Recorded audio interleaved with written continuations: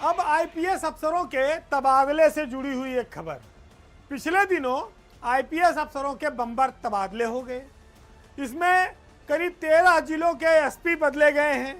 आपको याद होगा कि एक एसपी साहब ने बहराइच में एक गुरुजी के परेड की सलामी करा दी थी।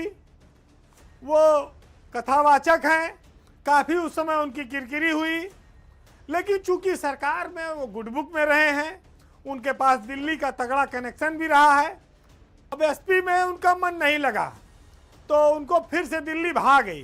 चूंकि वो कभी चौवा पंजा छक्का वाले अफसर भी नहीं रहे हैं, तो उनको एक जिले के एसपी रह लिए कहने को हो गया, बहुत ज़्यादा उनकी इच्छा भी नहीं है।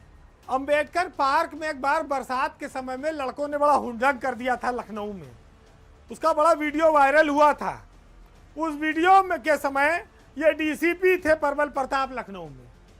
सरकार ने महिलाओं के साथ हुड़दंग जो हुई थी उसमें इनको सस्पेंड कर दिया।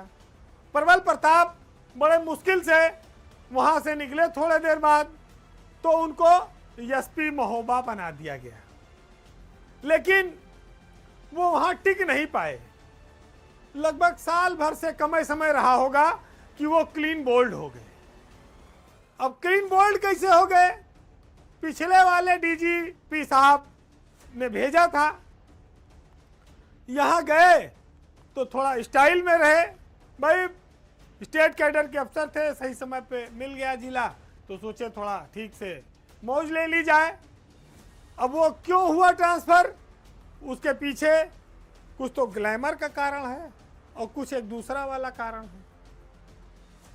तीसरे अफसर हैं निपुण अग्रवाल। निपुण अग्रवाल लखनऊ में डीसीपी थे साउथ में।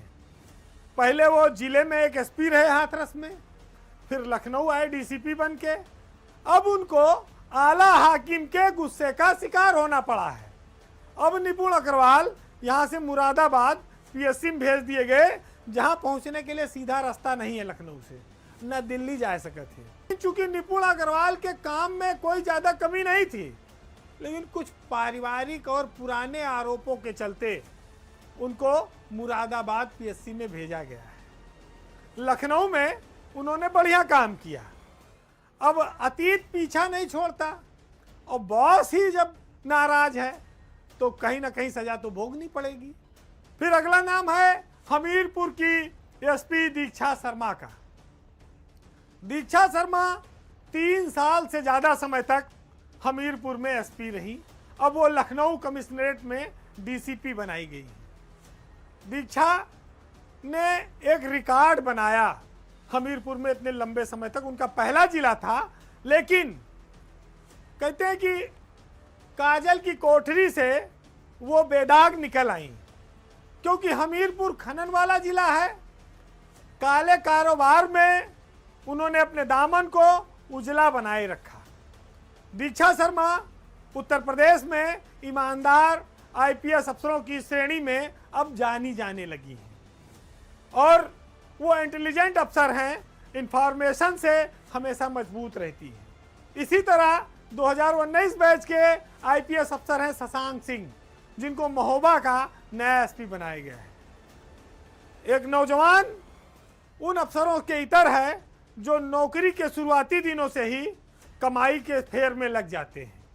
शशांक सिंह उसके इतर ईमानदार आईपीएस अफसरों की श्रेणी में आ गए हैं।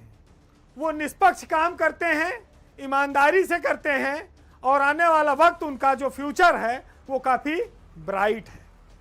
अब आपको एक ऐसा नाम बताएं कि जिसका सितारा लगातार चमकते ही जा रहा है।